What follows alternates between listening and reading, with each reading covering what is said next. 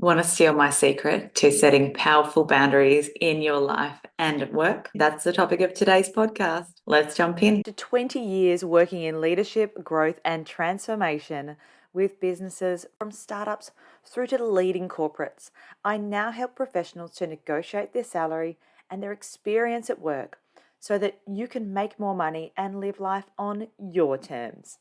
You could say this is helping you to step into the CEO role of your own life.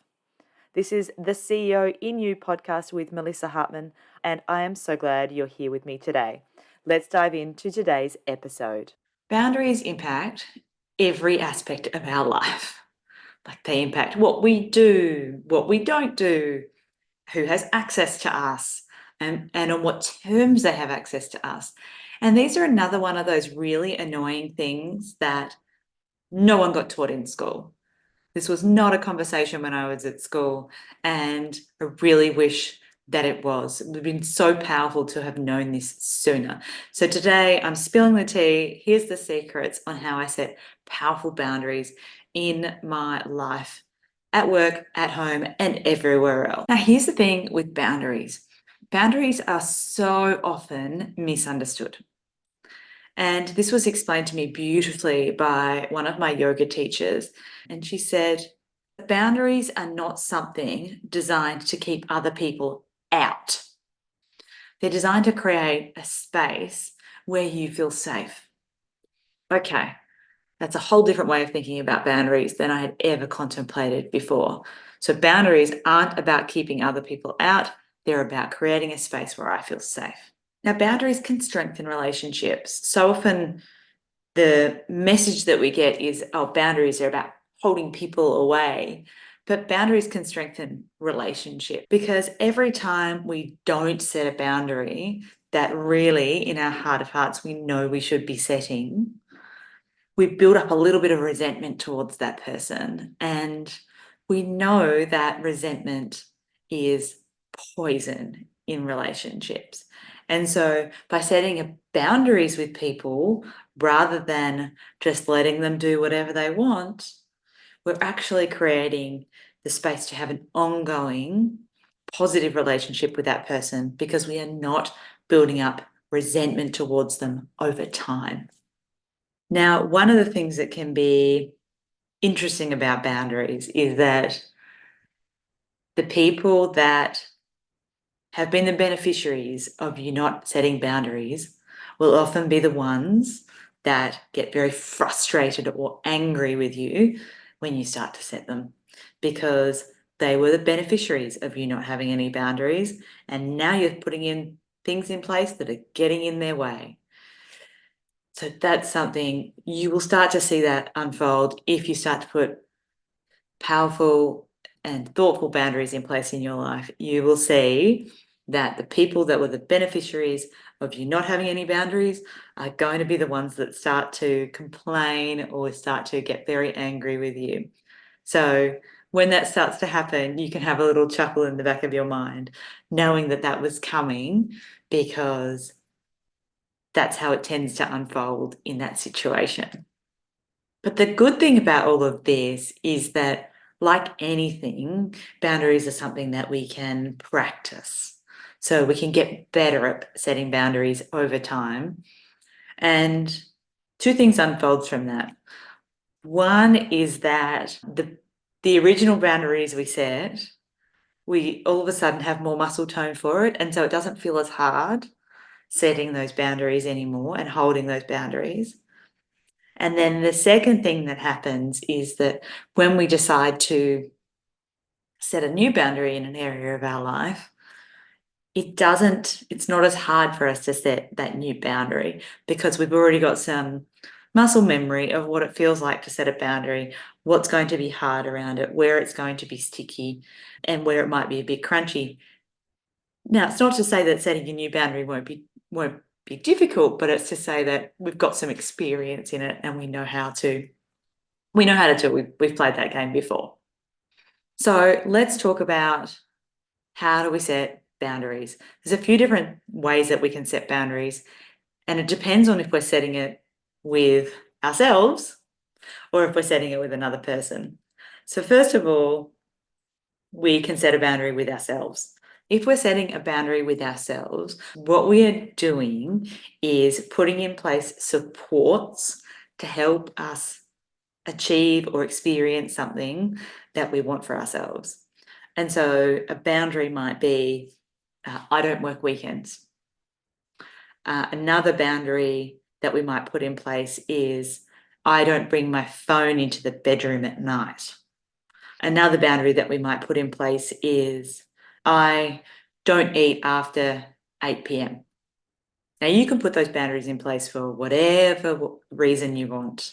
And I'm not here to judge or to give you any reasons as to why you should or should not set certain boundaries. These are examples that you can play around with or choose your own, of course. Now, all of those boundaries are things that you can set for yourself. And so what we're doing when we then set that boundary is holding that boundary to support ourselves. Now, you might have noticed in the language, I've said, I don't. And it's much more powerful for us to say, I don't do this, than it is to say, I won't do this. Because if you don't do something, it's just not something that's even a consideration. If you won't, then there feels like there needs to be a justification behind it. But it's just, oh, I don't do that. It's not something that I do. It's much more solid, easier to set a boundary. On the inverse, now all the examples I gave were I don't. You can absolutely set positive boundaries, and I would encourage you to do so, such as, I am a runner. I'm the kind of person that runs. I run every day. I'm a reader. I read. I read every day before bed. I read every night before bed. Whatever you want to use, set those boundaries with yourself. Some of these you can also hear are identity things that we're hooking onto here really intentionally as well.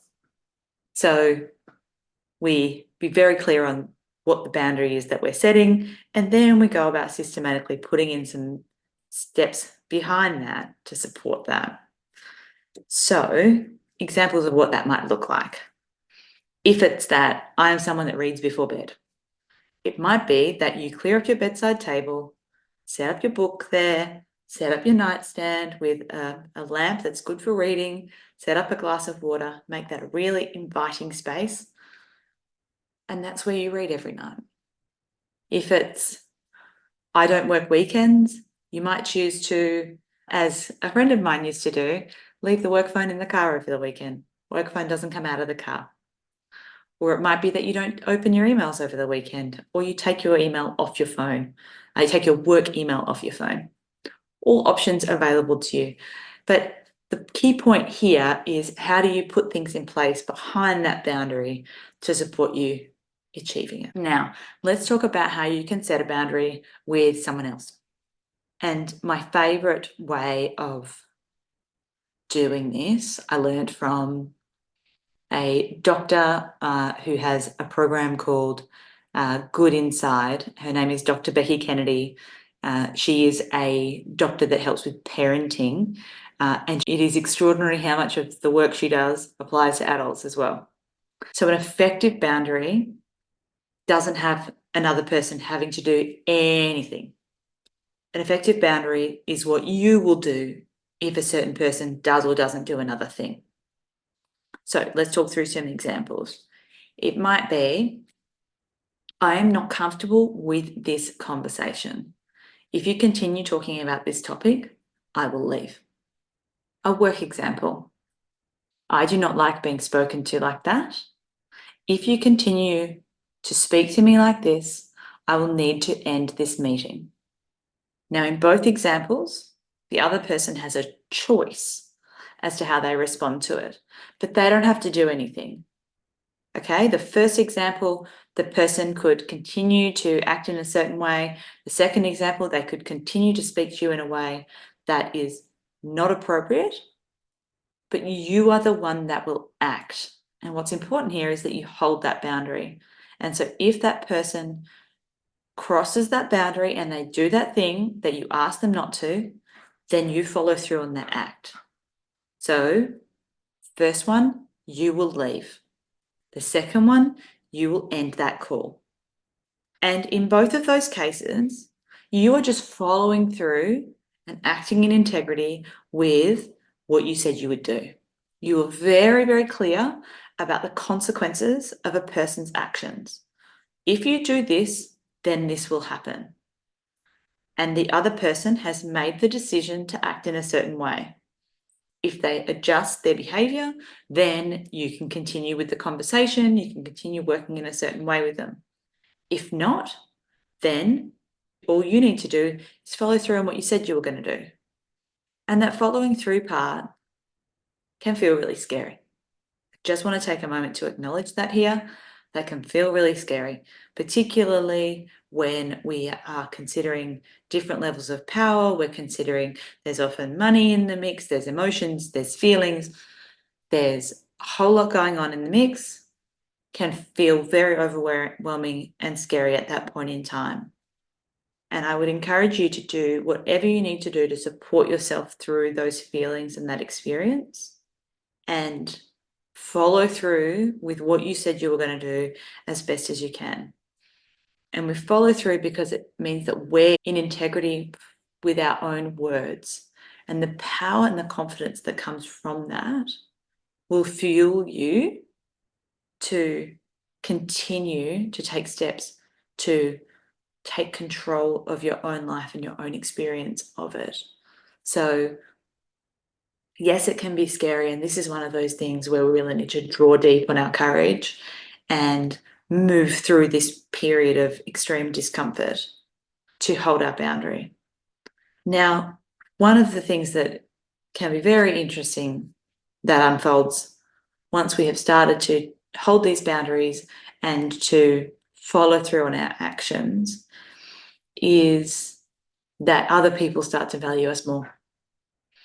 And this is something really unexpected for me when I started setting boundaries in my own life.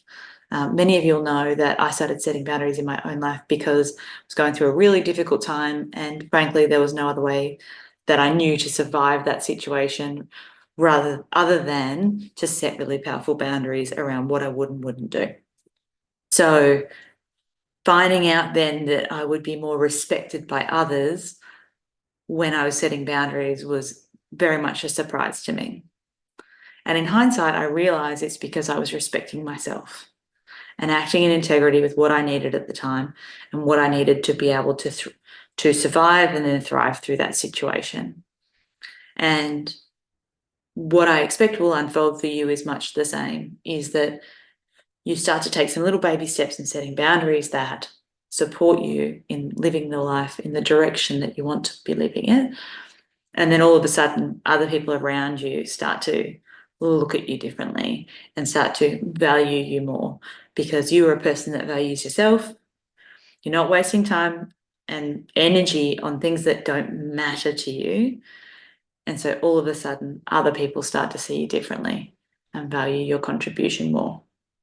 It's fascinating to see this unfold, and I can't wait to hear how it unfolds for you. If you'd like to spend some more time with me working through what actually matters to you and what you value and how to go about getting it, you can go over to my website. It's salarytool.com/2024.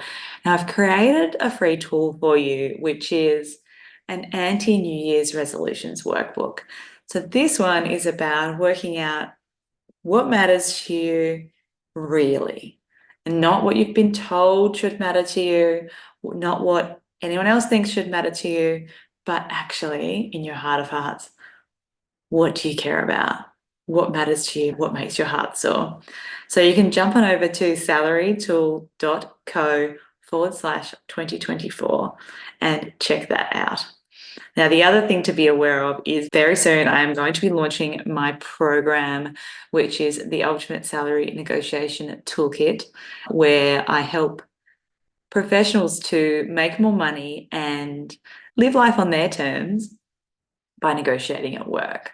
So if you want to be the first to hear about that when doors will open, you can jump on the waitlist. That is salarytool.co/waitlist, and you'll be the first to know when we launch the program and get a whole stack of bonuses alongside it. So I look forward to seeing you over there. You have been listening to the CEO in You podcast with Melissa Hartman, where we talk about how you can negotiate your salary and experience at work so that you can make more money and live life on your terms.